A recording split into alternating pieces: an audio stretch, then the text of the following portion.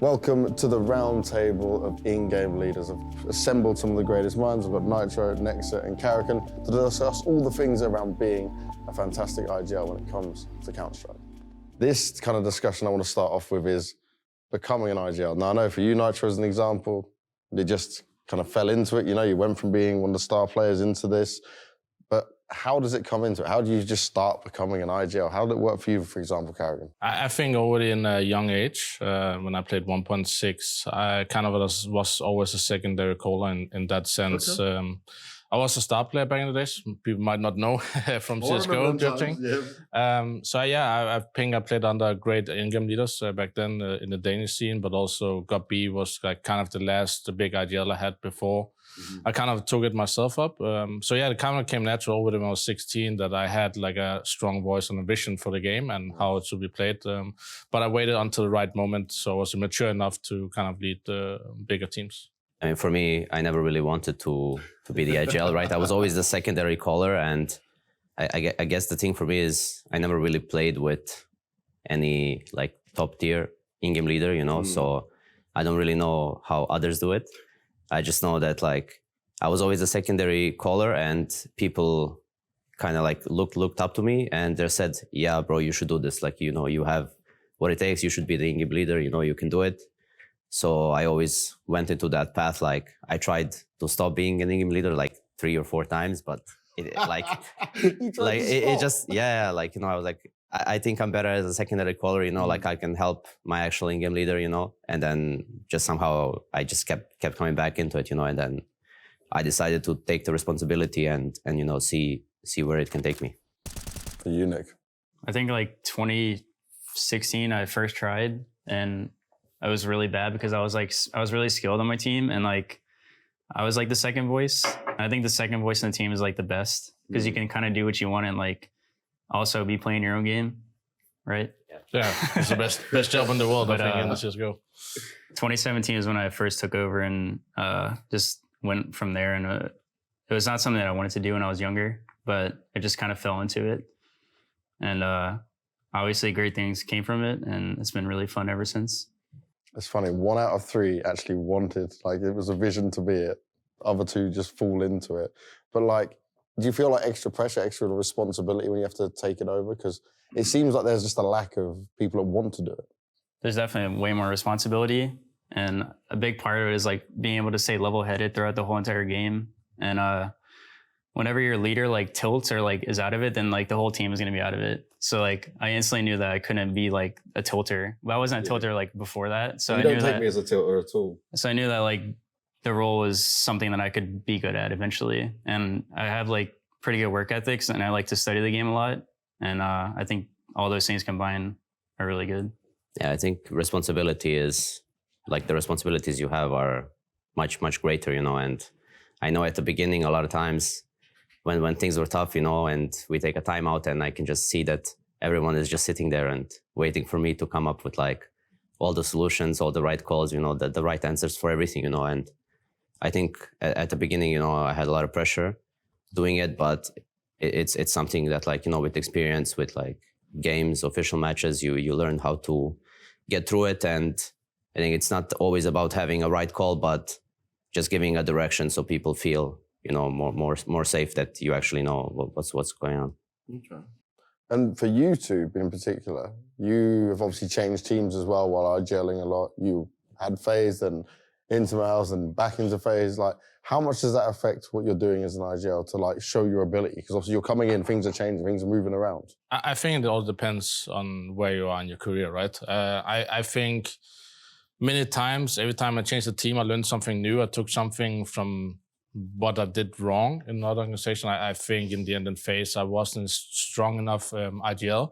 So I went to Mouse knowing that if I work with young players, they will respect me every single second. When I say something, they will instant go do it.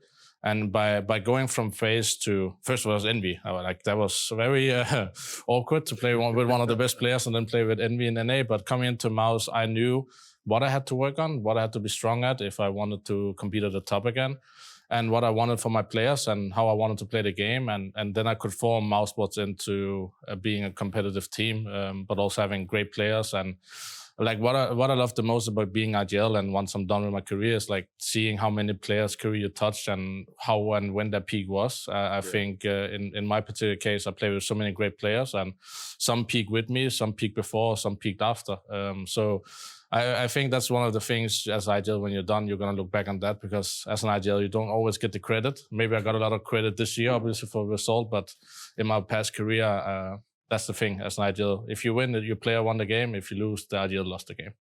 I completely agree with everything that he said. Basically, you know, it's kind of the same for me when I went from G2 to OG. Is like, it's sometimes hard when like personalities clash and you have people who are not really on board with like your vision of how you want to play the game, you know, and you can always feel it on the server when like people disagree with, you know, like the calls or like don't really want to do it or hesitate, you know. That's why coming into OG and getting to play with like younger players who, for them, it doesn't matter, you know, like they believe in me, they trust in me, they want to prove themselves, you know, and they'll blindly follow me anywhere. And yeah, it's like a big contrast from where I was before, you know, and like I'm happy where I am, you know. And for you, Nitro, you obviously had Liquid, right, for this long time. Okay, we got your Valorant stint in there as well. But for you, is it better having just a consistent, because you've had players change, but you've had a very consistent core to work with. How much does that aid you?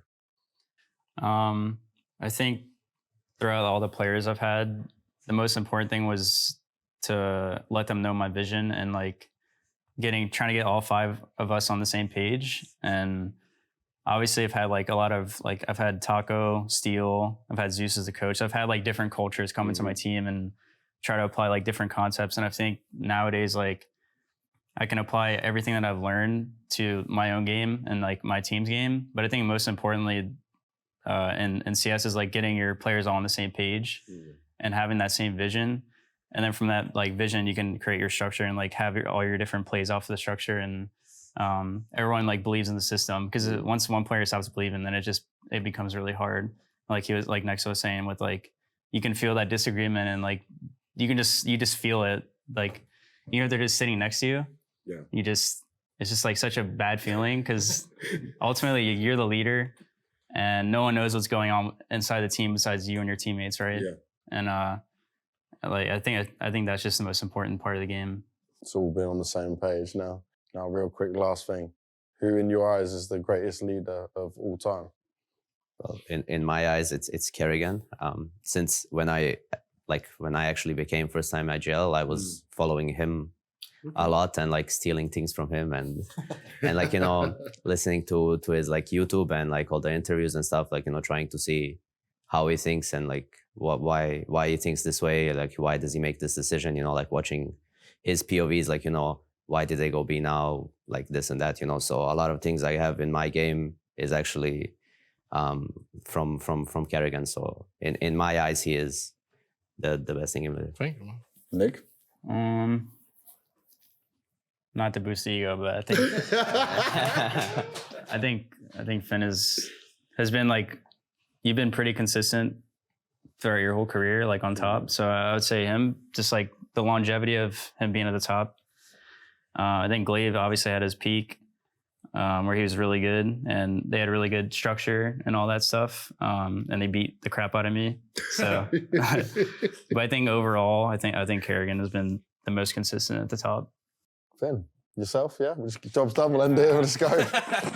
I think it's very hard to look at in-game leaders who's the best in-game leader. Obviously, Glaive will have probably more on me doing the majors, but I think from what I've achieved this year, just showcase like no matter where you are in your career and where you want to be, if you work hard, in the end it will work out. And obviously, I'm happy where I am, but I also know what I need to do, and I also know what I wanted when I joined FaZe, because I'm in a situation where I've learned a lot from mistakes, but also learned from the successes. And who knows if it's going to keep on going. But yeah, I'm happy to see other IGLs saying I'm doing a good job, you know. You never really know, only from your past teammates, because they are the ones in the server with you. And as long as they're happy, I'm the happiest guy in the world. So there we go. I think that's a good end. Thank you very much, guys.